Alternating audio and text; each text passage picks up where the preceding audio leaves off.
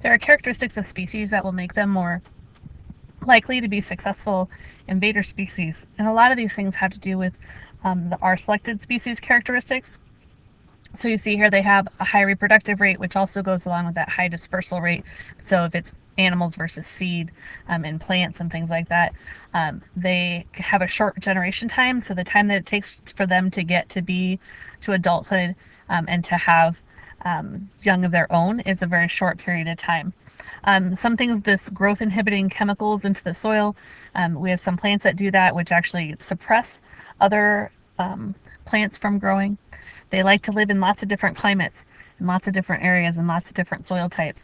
Their range of tolerance is really wide, which gives them that ability to adapt to different situations. The high genetic variability happens because of the high reproductive rate and that short reproduction time. So the more generations you go through in a shorter period of time, the more diverse your gene pool is going to be. When we look at the flip side of that, the ecosystems, some ecosystems are more resilient to invader species than others. But if it's very similar to the habitat that the invader species came from, then it's very easy for that invader species to move into that area. When there's nothing that eats them, we looked a little bit about like the fire ant. There's no predators, so there's nothing to halt the spread. If they're early successional in the ecosystem and you have this generalist species that can live in a wide range of habitats, then it makes it an open opportunity for them. When the native species tend to die off, so when they're in times of stress, like in drought or something like that, then that makes them more susceptible. Here it says the absence of fire, but it also could be that a fire just occurred. So it can happen on either side of things. Or if it's been disturbed, so like you've had plowing that's gone on, or they've like cleared areas for building and then they don't build, that kind of thing. So we had habitat destruction and fragmentation. That was one H. That was the H. The I was invasive species.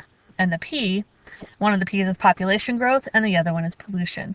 So when we look at population growth, and we've talked about this quite a bit, when our population is growing a lot, then that tends to encourage the habitat destruction because those people have to have places to live. They have places to recreate, places to grow their food, all those kinds of things. And then the impact that growing population has on the amount of pollution that's being created, right? It increases the amount of pollution, which some of that pollution leads to climate change. And then that puts our species out of their range of tolerance and puts them in a danger of extinction. Looking at pollution a little bit more specifically, not air pollution, but other kinds of pollution.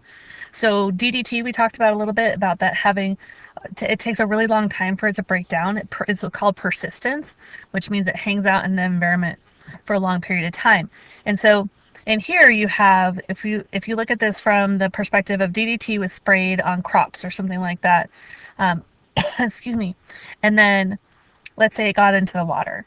So it got washed down into the water supply, and you have very little. If you look down here towards the bottom, the DDT in the water, that's 3 parts per trillion.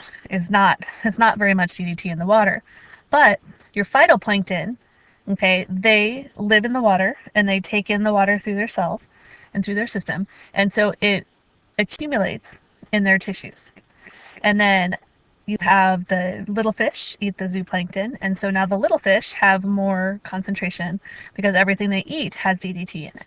And then the big fish eats the little fish, and then the osprey, in this example, it could also be eagles or something like that, they're eating the fish. Now everything they're eating has a higher concentration of DDT in it, and so now the top level predator gets more pollution in their body. And in some instances, especially with birds, DDT leads to a weakening of the eggshells. And so when the mama lays the eggs and then sits on them to keep them warm, she actually cracks the eggs and kills the babies. And so when we look at those side effects of pollution that we don't really think about, like, so it's not directly killing the osprey, but it is leading to a death of its young. Overexploitation is the O, and this means that we use it too much. So hunting is not necessarily a bad thing, but when you hunt something to extinction, obviously that's not what we're going for. And sometimes that overexploitation happens because it's a food source. Sometimes it's happening because they want the parts of it. So it's kind of there's a lot of different reasons why people would kill off animals to extinction. Now, this next slide, I'm going to kind of go through it really fast. If you are a little bit squeamish or you get easily, this one it's showing a rhino and its horn is cut off. So just fair warning, if you don't want to see it, don't look. So basically in some cultures, that a rhinoceros horn is considered an aphrodisiac. So they cut it off and they powder it and they sell it that way. And so there are a number of different organisms that are like that, especially in Africa. And a lot of times the parts are sold in the Far East. You don't have to do the summarized part. Sorry, I meant to take that slide out. So how do we look at, so we talked about hippo, we talked about habitat destruction and fragmentation, invasive species, population, pollution, and overexploitation. So look at how do we protect our species from all those things. And so we have an international treaty, and then we have our national law. So CITES, the Convention on International Trade of Endangered Species, is kind of like our Endangered Species Act, but once again, it depends on the host nation of that person to enforce it. And so we have a lot of, especially in international waters with whales and things like that, we run into some difficulties with CITES because there are whales that are protected under CITES, but there are certain governments that have already said that they won't enforce it. So Japan is one of those, because it sounds really weird to us because this is not what we do. But in some cultures, it's very common to eat things like whales and dolphins, particularly the island nations where they don't have a lot of land-based agriculture. The ocean is their agriculture, and so that's where they get their animals from. And so to them, culturally, it's not out of the ordinary. To us, it sounds horrible. Like to tell somebody that you're going to eat whale meat, everyone would think you were horrible. But that's one reason why they don't enforce CITES, because they see this as one of their places where they get their food. So in the United States, we have one of the most far-reaching laws to protect endangered species called the Endangered Species Act. Not only can you not hunt them, but you can't do anything that will adversely affect them. That includes building structures, developing trails, anything that is government-sponsored, government-funded must have an environmental impact statement done and study done to see if it will actually impact any of the organisms that live in that particular area.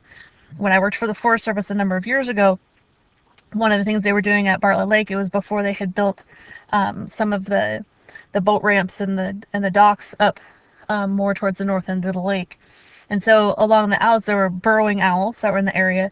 And one of the things that we would do is we'd get up early in the morning and we'd go hoot for owls, and we'd count and see how many owls there were, because we had to show that building a new boat ramp and building some picnic tables and ramadas and things like that, that we weren't going to be actually damaging any of the hoot owls, any of the owls, the burrowing owls' homes or anything like that.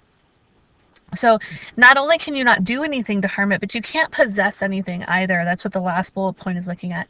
So you can't have any piece of an endangered species, period. So I can't pick up its feathers if it's a bird off the ground. I can't have any part of it because I can't prove that I got it off the ground and I didn't kill the animal and pluck the feathers. So the Endangered Species Act is pretty strict. Unfortunately, one of the downsides to it is it's really hard to enforce. But once again, we have some of our biodiversity hotspots here in the United States. You'll see a lot of it's in our mountains regions, quite a bit in California. Hawaii is a giant hotspot, especially for our bird populations. Some of the things we covered, all the kinds of things that you can't have. So, Congress is helping out landowners because it's really difficult. Like, you buy the land and you want to run cattle or you want to do things on your property, and now you can't because there's an endangered species on there. So Congress does help out with that a little bit. So we've got both sides of the story. There's some who think that the ESA should be weakened and some who believe it should be strengthened. And you have a chart in your handout that looks like this. And I want you to think about who might be on the side of wanting the ESA to be stronger and who might be on the side of wanting it to be weaker or repealed entirely. And then somewhere along the bottom of the page, I also want you to compare and contrast the ICUN Red List and the Endangered Species Act. So look for one similarity and one difference, and kind of think that through on your paper. You might see a question like this again. Another way to protect wild species is through what's called the sanctuary approach. So the Endangered Species Act looks at the individual species all by itself. The ecosystem approach looks at like the whole ecosystem, like a whole grassland or a whole forested area. The sanctuary sets aside a smaller section of land, so it's kind of like that happy medium in between the two. So we look at something like pelicans or something like that, and we set aside a specific area that the pelicans live in. So it's kind of like, I don't know, it's almost like a national park, but just for the birds, but you can still go in there and visit, kind of thing. But it's to set aside those areas that we know are environmentally sensitive, that are kind of hotspots for that biodiversity, and that we know that it might be on a migratory path or something like that, where these organisms need this habitat in order to survive. We also have ways that we can protect species by collecting samples, essentially. So a gene bank is, like a seed bank, where they collect the genetic material, where they freeze embryos, that kind of a thing, to try to keep something alive from that species. So if something happens, that we have a way to help repopulate the species. Botanical gardens, excuse me. Botanical gardens are kind of like a zoo for plants. If you've never been to one, they have lots of different examples of lots of different species of plants around. So one way to help grow those threatened and endangered species. And then sometimes they are able to repopulate, but a lot of times they just collect the seed and then they keep them for seed banks. And then we have our zoos and aquariums, which they're really great in theory, but a lot of times we have trouble reintroducing those organisms back out into the wild because they become too used to humans and they're not used to getting their own food. So whether they're a hunter or a gatherer, if you will, they don't really get that kind of experience in a zoo or an aquarium necessarily. So when we look at our hippo again, we look at our habitat fragmentation, our invasive species, our population, our pollution, our overexploitation. Sometimes we have to think about, okay, what do we do now? What do we do next? We've already decided that, you know what, this habitat has been destroyed or it's been severely degraded. How do we get it back to where it was before? And that's what reconciliation seeks to do. It's trying to find a way to reconcile. When you reconcile, you kind of make up with somebody. This is like us making up with the environment. It's how do we make it right. We can't necessarily put it back to exactly what it was. If we cut down an old growth forest, we're not going to be able to make a new old growth forest. But we might be able to plant a second growth forest, or we might be able to plant these native grass species, or try to encourage habitat for certain species. So we can there's ways that we can use practices that are not harmful to the environment, that we can try to bring back some of the species, or even to try to replace a habitat with another one, and try to just make things better. So here's an example. We got a little bluebird. You can put up bird houses. There's bat houses. There's all sorts of things that we can do for especially our flying friends. So we look at what you personally can do. Obviously, you don't want to buy anything that comes from a threatened or endangered species, or something that's coming from an old growth forest. Some of the things from pet stores, making sure that the things that you buy from pet stores were actually raised in captivity, that they weren't imported. Sometimes people will they'll actually like wear trench coats and they'll put endangered species like in the pockets and things like that, and a lot of times those animals will die in transit, but as long as they get so many to survive, then they're fine with it. But it's really very harsh and mean to the critters. So, and then also, not buying things that are taken from the wild, making sure that anything that you're putting in your yard or that kind of thing is coming from something that was raised in a nursery, in a zoo, that kind of thing. Or not a zoo, excuse me, in a nursery, or that they were bred in captivity. Our little Wordle. This is a good little exercise to do. thinking about 3 words that you could relate in this that are not species or population, and how you can relate it to what you learned in chapters 8 and 9.